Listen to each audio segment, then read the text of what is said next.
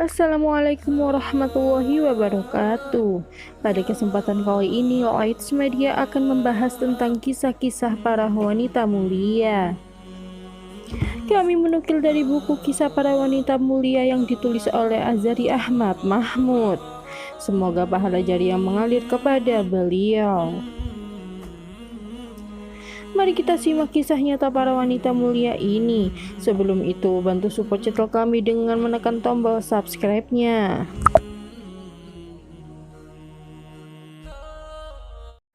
Ibunda Rabi'ah bin Abi Abdurrahman. Al-Kisah. Ayah Rabi'ah yang bernama Faruk ikut serta dalam ekspedisi kaum muslimin menuju Khurasan untuk berperang di masa pemerintahan Bani Umayyah. Ketika itu Rabi'ah masih berada dalam kandungan ibunya. Sang ayah meninggalkan uang sejumlah 30.000 dinar untuk istrinya, yaitu Ibunda Rabi'ah. Setelah itu Faruk pun berangkat berjihad fisabilillah. Setelah 27 tahun berjalan, Faruk sang mujahid kembali ke Madinah sambil mengendarai kuda dengan tombak di tangan. Sampainya di rumah, ia turun dari kudanya lalu mendorong pintu rumah dengan tombak tadi. Sontak Robiah yang merasa asing dengan orang ini segera keluar seraya membentaknya. "Hei musuh Allah, engkau hendak membobol rumahku." "Tidak," sahut Faruk balik bertanya. "Jadi kamukah lelaki asing yang berani mengganggu istriku? Dasar penjahat." Keduanya pun saling menyerang satu sama lain dan tenggelam dalam perkelahian hebat hingga para tetangga berkerumun di sekitar mereka. Akhirnya kabar ini sampai ke telinga Imam Malik bin Anas, salah seorang murid Robiah dan beberapa syekh lainnya. Mereka pun datang untuk menolong Robiah. Robiah berkata kepada lelaki itu sambil mencengkeram erat lehernya, "Demi Allah, aku tak akan melepaskanmu sebelum membawamu ke hadapan Sultan." Faruk pun menimpali, "Aku tak akan melepaskanmu juga dan kau tertangkap basah ada bersama istriku." Orang-orang pun ribut membicarakannya. Akan tetapi ketika tampak oleh mereka Imam Malik, semuanya tenang kembali. Lalu Imam Malik berkata kepada lelaki tadi, "Hai Pak Tua, silakan Anda mencari rumah lainnya." Lalu sahut lelaki tadi, "Justru inilah rumahku. Akulah Faruk, Maula Bani Fulan. Aku bukan penjahat." Lalu ia menoleh kepada orang-orang seraya berkata, "Saudara-saudara, dengarkanlah penjelasanku. Rumah ini adalah milikku. Kubeli dengan uangku. Hai kaum, aku adalah Faruk. Tidakkah ada di antara kalian yang mengenaliku? Aku Faruk, tetangga kalian yang berangkat berjihad 30 tahun lalu." Kata-kata Faruk tadi ternyata terdengar oleh Ibunda Robiah dari dalam rumah.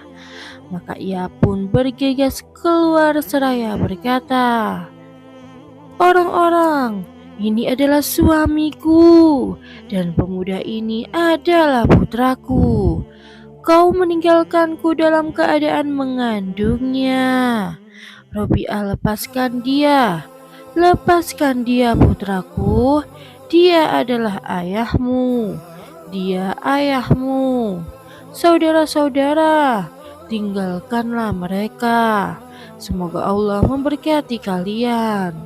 Tenanglah Abu Abdurrahman. Dia adalah darah dagingmu. Dialah putramu."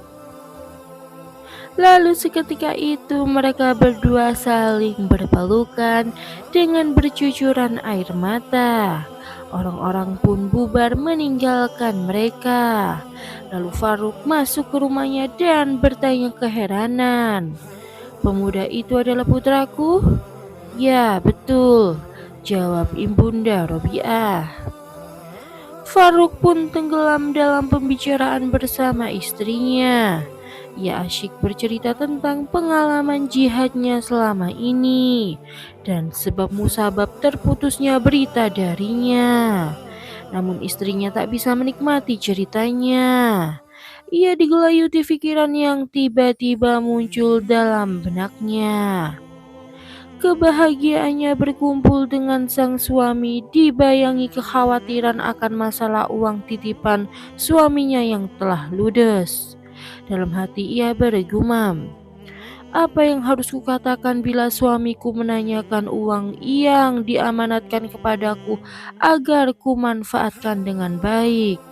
Bagaimanakah kiranya sikap suamiku jika kukatakan bahwa harta itu telah habis tak tersisa? Bisakah dia menerima alasanku bahwa uang itu habis untuk biaya pendidikan si Robiah? Percayakah dia bahwa pendidikan putranya sampai menghabiskan 30.000 dinar? Bisakah ia meyakinkan Faruk bahwa tangan putranya lebih pemurah daripada awan yang mengguyur bumi dengan hujannya, hingga tak menyisakan 1 dirham pun? Padahal seluruh warga Madinah tahu bahwa Robiah amat pemurah dalam menyantuni guru-gurunya. Akhirnya apa yang dikhawatirkan itu terjadi juga. Tiba-tiba Faruk menoleh kepada istrinya seraya berkata, "Aku membawa uang 4.000 dinar. Ambillah uang yang kutitipkan padamu dahulu. Mari kita kumpulkan semua lalu kita belikan kebun atau rumah." Tapi Robiah pura-pura sibuk dan tak menjawabnya. Maka Faruk mengulangi lagi permintaannya. "Ayo lekaslah, mana uang itu?" "Uang itu telah kusimpan di tempat yang aman. Nanti akan kukeluarkan beberapa hari lagi insya Allah," jawab istrinya. Pembicaraan keduanya pun terputus lantaran azan berkumandang. Maka Robiah segera berangkat menuju masjid lalu duduk di halaqahnya. Tak lama berselang, datanglah Imam Malik bin Anas, Al-Hasan bin Zaid, Ibnu Abi Ali Al-Lahbi, Al-Musahiqi, dan tokoh-tokoh Madinah lainnya. Lalu orang-orang berkumpul mengitarinya. Di rumah, istri Faruk berkata kepada suaminya, "Ayo, sekarang sholatlah di Masjid Nabawi sebelum engkau tertinggal jamaah." Maka Faruk pun segera berangkat kemudian sholat di sana. Usai sholat, di masjid itu tampak olehnya sebuah halaqah yang penuh sesak oleh manusia. Ia segera mendatanginya dan berdiri di dekatnya. Orang-orang sedikit melonggarkan jalan baginya.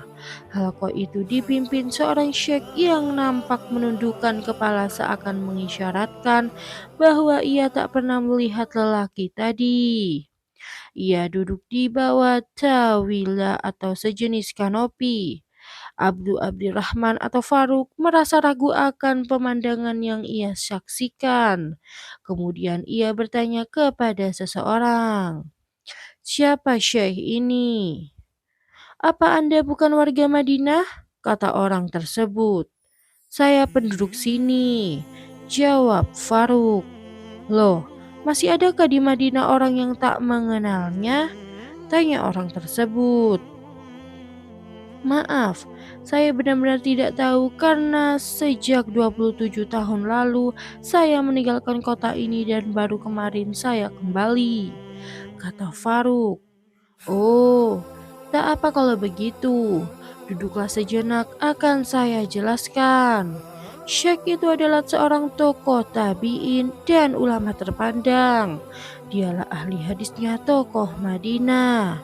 Dia juga seorang fakih dan imam panutan kami meski usianya masih sangat muda, ujar orang tersebut. Masya Allah, la quwata illa billah, kata Faruk terkagum-kagum. Majelisnya dihadiri oleh Malik bin Anas, Yahya bin Sa'id Al-Qadhan, Al-Auza'i, Al-Laits bin Sa'ad, dan lain-lain.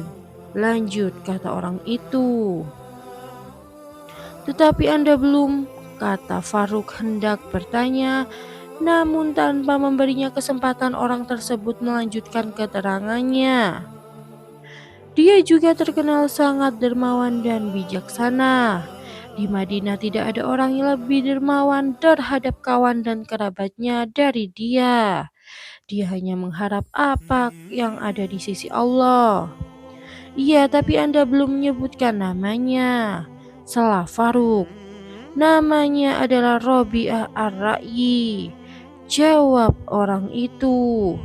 Robi'ah Ar-Ra'yi? Tanya Faruk kembali. Nama aslinya Robi'ah, tetapi para ulama dan pemuka Madinah biasa memanggilnya Robi'ah Ar-Ra'yi. Karena setiap kali mereka menjumpai kesulitan atau merasa tidak jelas tentang suatu nas Al-Quran atau hadis, mereka bertanya kepadanya. Kemudian beliau berijtihad dalam masalah tersebut dengan menggunakan kias apabila tidak menemukan dalil yang jelas.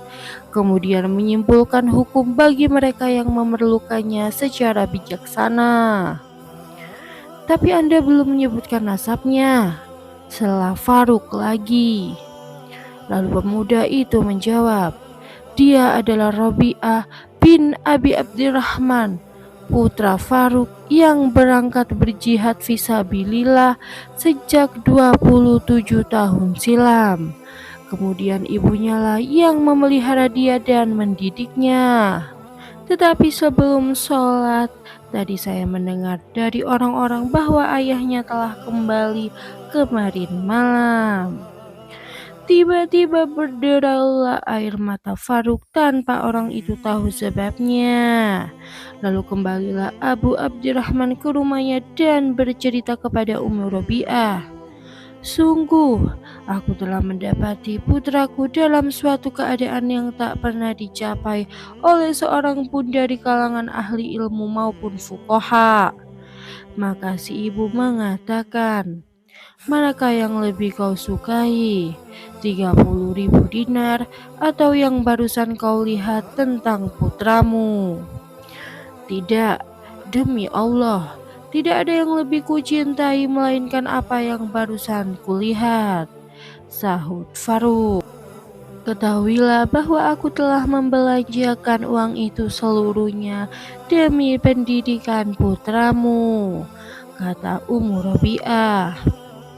Sungguh demi Allah kau tak menyanyiakannya kalau begitu, ucap Faruk kemudian.